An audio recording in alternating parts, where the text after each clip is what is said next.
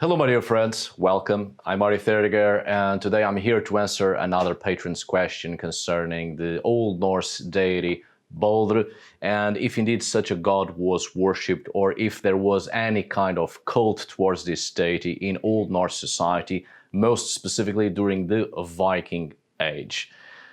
Before we start, there's just a couple of things I would like to share here with you, also concerning this subject, obviously, but very quickly, and first things first, because this isn't the appropriate place, but anyway, something pretty bad has happened to me quite recently.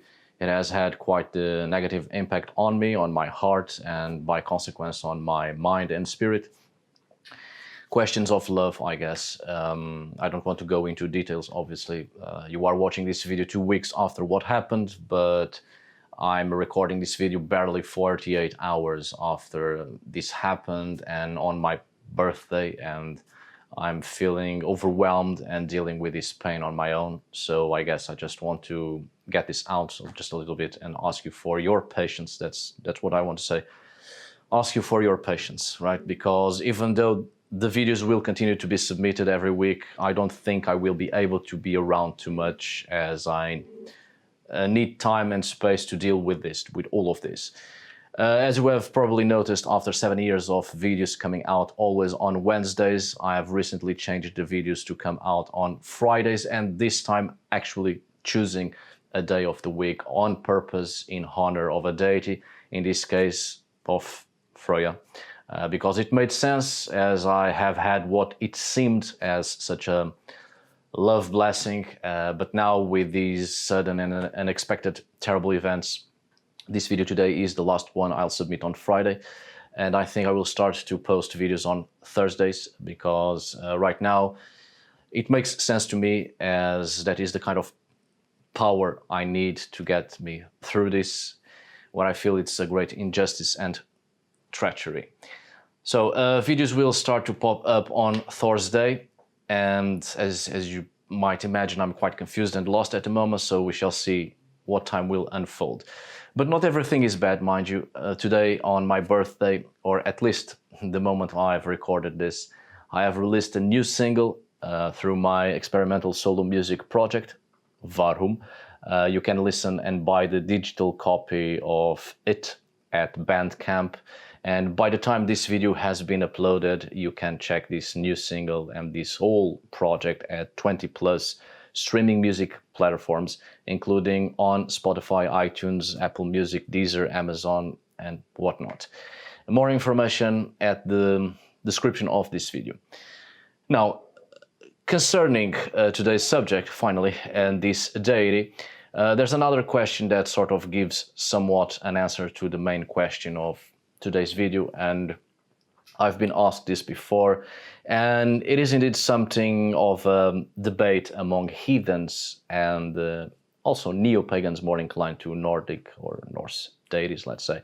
So whether Baldr would be a mixture, a syncretism between Christ and the beliefs of the Germanic Nordic peoples, or whether Baldr was actually a Christian invention. 5 years ago, I've made a video on Baldr, the death of Baldr. It's an hour-long video with a cool introduction to it. If you have the time, please do check that video, and I have briefly touched on this subject as well. However, it isn't easy to determine what parts of Baldr's myths and this god's character and purpose were indeed influenced by Christianity or not. In a short answer, and straight to the point, as I definitely rarely do, there is no evidence that Baldr was an ancient Germanic deity like Odin, Thor, and Tyr, for instance, but a religious creation of Norse polytheism during the Viking Age. Remember that. And that in itself already starts to give an answer concerning the worshipping of this deity in the past. Meaning, we have no evidences whatsoever that Baldr as a religious concept existed in the past prior to the so-called Viking Age. The actual concrete evidences of Baldr only appear in the short time period of little less than 300 years of Scandinavian history we often call the Viking Age, the late Iron Age and early medieval period of Scandinavia, which is a period of Scandinavian history also heavily marked by the presence of the Christian faith, right? You can, of course, come up with the argument that there's that one bracteate from Danish Iron Age dated to the 7th century that supposedly shows the myth of the death of Baldr. However, this interpretation is today highly contested after many studies on this subject. That is, there is really no evidence of Baldr's depictions before and during the Viking Age. This divinity actually only appears to us quite late in the history of Scandinavia, already at the time of transition from the Iron Age to the medieval Scandinavian era, right?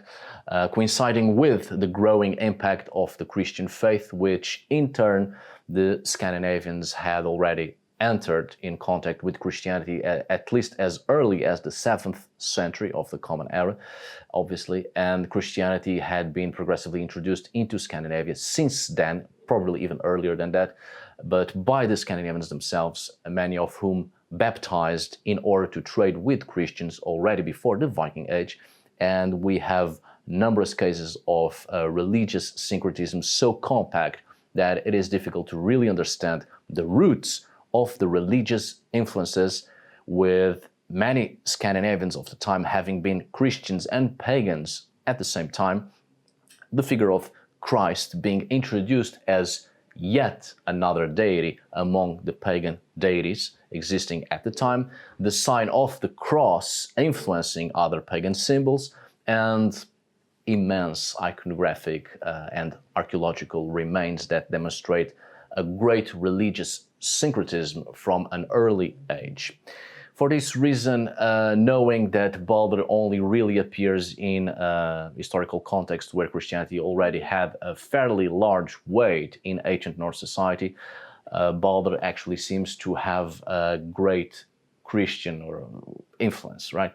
Great Christian influences on this god. This does not mean that Baldr is a Christian invention, mind you, or that it is indeed Christ or the Norse Christ, but it does mean that Baldr is a late pagan invention, mixing several religious concepts between pagan and Christian in a society where religious syncretism and mixing concepts to create a narrative that made meaning for the historical moment and the religious reality that these societies were living at the time made perfect sense. So it would be wrong to say that Baldr is the Norse Christ, but rather Baldr is a late pagan syncretic religious invention influenced by Christian concepts.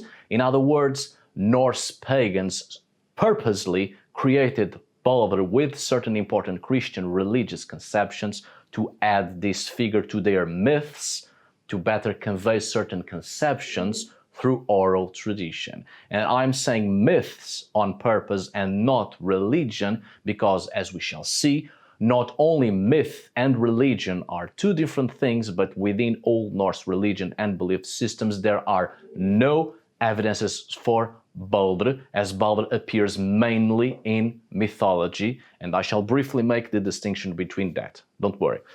Also, I take the opportunity to point out the work of another YouTuber on this matter, Ocean Keltoy, who made a video precisely on this issue, and I think you should watch it, adding both what has been said and shall be said throughout this video to Ocean's video as well, even though I have already answered this question a little bit, but on that specific video, he deals with an important source, literary source, that has indeed changed the view on Old Norse gods. Now, with this being said, let's move on to the main subject of today's video. If you please. Right, the god Baldr, also known in Old Norse as Baldr or Baldur, is one of the most important deities in Norse mythology, in medieval sources, and also in modern artistic expressions, mainly if we take into consideration that Baldr's death is the starting point of the downfall of the gods. However, anyone who delves into Scandinavian studies, especially of these periods, will have surely noticed that most researchers question the existence of a cult to Baldr in the Viking Age. This is the key point here, precisely the differences that exist in the religious sphere and in the use of sources. And I have noticed that some people don't like when I make the distinction between myth and religion, as if I was somehow stating that Old Norse religion was not religion at all, but a myth. That's not the case at all.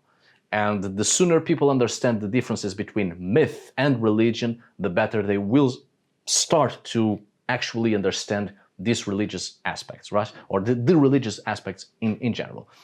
So, with that being said, first of all, myth, cult, and rite or ritual are not the same things. I've talked about this before regarding myth. We are talking about a very broad topic, and I will not discuss this issue here in great length again, due to the complexity of the concept of myth and its countless interpretations, right? For purely didactic reasons, I guess, and obviously because I'm not feeling in the best mood today, let's think about myths in the most basic sense, as narratives about the gods. We are literally talking about just narratives about the divine, stories. Mythology is a cultural code that preserves a lot of aspects about the society to whom the stories speak of, and speak of a lot of different aspects concerning the human nature and the human perception and overall the human relationship towards landscape. Erroneously, myths were generally considered the only direct sources for the religious life of pre-Christian Scandinavia by 19th century scholars, but in reality they reflect each society and each historical moment. Many of the sources preserved in the Middle Ages were genuinely pre-Christian, such as representations of the gods Odin and Thor. Others were products of hybridization, meaning mixture of conceptions and concepts and beliefs, like Ragnarok, which isn't totally pagan at all, but heavily influenced by Christianity, and as we know it in its fullest form, in quite a lot invented by Christians. And obviously there's a third aspect to it, speaking of this, which are the narratives created after Christianization, such as the celestial location of Asgard or the idea of the pantheon of gods. That's it, that's right. Pre-Christian Scandinavians did not have a defined notion of pantheon, and this idea of a pantheon of Nordic gods is not a pagan conception. And there's something else we should take into consideration as well, that not all the deities from the Attic sources actually had some kind of devotional importance in ancient cults and rites, like Loke, Heimdallr, Bragi, Eithon, and Iduna. This doesn't mean we cannot express some kind of devotion to such entities nowadays. It means that a lot of deities that come in the sources were not, in fact, worshipped or had any kind of religious weight for these societies. Some of such deities were purely poetic embellishments, and not even deities at all, not even gods. Now, the case of Loki, of course, is far more complex, and despite no historical religious devotion to such an entity, it seems it was important in other aspects, such as in folklore and probably something more within the domestic sphere, right? I've talked about that on a previous video as well. But what about Baldr? That's what we are here for. This is when it comes to the notion of cult, which constitutes the system of relations between the divine and the human plane. And I do know the modern weight of the term cult in our society, in our current society. And I must say that the great majority of the audience of this channel are actually people from the United States of America, in which the term cult has a considerable difference to when we in Europe apply that term. What people in the US usually call a cult, we in Europe would rather call it a sect. Cult, historically speaking, is more under the umbrella of a system that expresses the relationship between the divine and humanity. the main approach to studying cults in Viking Age Scandinavia is theonyms, the names of the deities and the localities that maintained some name related to the ancient sacred, the notion of sacred. But we must be careful with this. Many theonyms are late medieval or even modern, being folkloric recreations of the past. The best study in this approach, and I'll put it on the screen, right? Used sources dated up to the 12th century, and you should definitely check this one out if you can, obviously. Now, in the case of Baldr, we have some toponymic evidences in Denmark and Norway, but it is considered fragile information, right, and very inconclusive. The term bedag could be an indication of the use of divine ancestry in Danish genealogies in England, but it does not constitute concrete evidences as an example, right? Thus, the general framework of the cult of Baldr is considered very fragile as it presents few objective sources. So we end up not having any evidences, at least not yet, concerning an actual cult to this deity. And now comes the rituals or rites, which are practical actions carried out for religious or spiritual purposes. It is something broader and impossible to determine in its fullest, as people would do whatever they wanted towards whomever they wanted in spiritual religious terms, right? As spoken here before, Viking Age Scandinavia did not have an official entity or organism or organization that would control religion and therefore dictate what to do religiously. Also, there were a lot of cults within the domestic environment, and such cults would have therefore a practical expression, the ritual, of which we know nothing about. We do not have direct access to any type of ritual carried out in the Viking Age due to an absolute lack of written sources, but we can determine whether they occurred through the existence of archaeological evidences. Burial remains, for instance, offerings in areas and buildings with religious intent, some iconographic evidences as well that show human figures expressing some sort of cult or indeed a pragmatic behavior with a religious intention. And indeed, one of the main themes for this research is iconographic sources, especially when indicated in the original deposit contexts. And for instance, aside from the Brecciate spoken here before, in the saga of Fridtjof, circa 1300s of the Common Era, so early 14th century, has a description of a temple surrounded by wood and containing several images of deities, Baldr's image being the most important in this source. However, several authors, academics, researchers, whatnot, interpret this excerpt and this place of worship as a literary fantasy created to reinforce the passion of the protagonists. And that's it. And according to archaeology, no religious building from Norse polytheism was directly or indirectly related to the god Baldr. Some sources do present locations, written sources, and most of the time those locations present no real indications of what the sources say, because we are dealing with late literary fantasies and poetic embellishments. So, in conclusion, the place of some gods in polytheism is inexistent, at least in the past.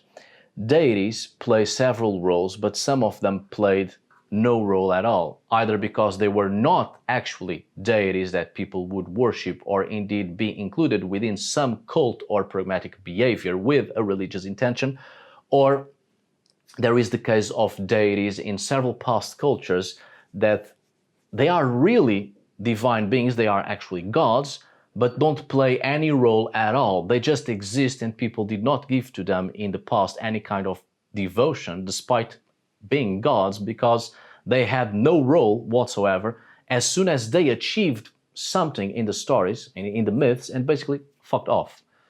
Mind you that the absence of certain gods in cults and rituals does not mean that they were simply invented by Christianity or did not have specific roles in the ancient worldview. It's closer to the concept of the inactive God, right? Which is an actual divine being that as soon as it has created something, especially the world, went away and plays no role in anything, as the only world was creating something for other deities and other beings to play around, let's say. But their interpretations, well, depends quite a lot on new research and comparative models. Baldr seems to have been a new deity from the Viking Age onwards, created during the period as a response to the religious syncretism of the time. What is certain is that the figure of this deity was brought closer to Christ, indeed, after the conversion, something that we can see pretty well and without a shadow of a doubt in Snorre Sturluson, and subsequent medieval poets, clerical workers, and artists. So there are no evidences for the worship of Baldr in the past, and seems to have been a religious creation of very late Scandinavian Iron Age or early Scandinavian Middle Ages, and after the official conversion, Baldr is ever more moved closer to Christ. This doesn't mean that you nowadays cannot present some cult or ritual or both to this entity. In people's minds and what is more meaningful to people and what they aim to achieve, we can all present some sort of an interaction, the building of a relationship with whomever we deem to be the most meaningful thought and expression of that thought in order to make our life a little bit more pleasant and bearable. Doing this video actually helped me a little bit as it takes my mind away from certain awful things happening right now, for a little while at least. Anyway, my dear friends, I do hope this video was useful. Let me know what you think of this subject, and my apologies for the little rant at the beginning, but I really needed to somehow take it out of my chest, as it is my birthday and I'm alone and I'm dealing with this on my own. So thank you so much for watching. See you on the next video, and as always, tack för idag. Thanks for today. Obrigado por hoje. Until we meet again, my dear friends.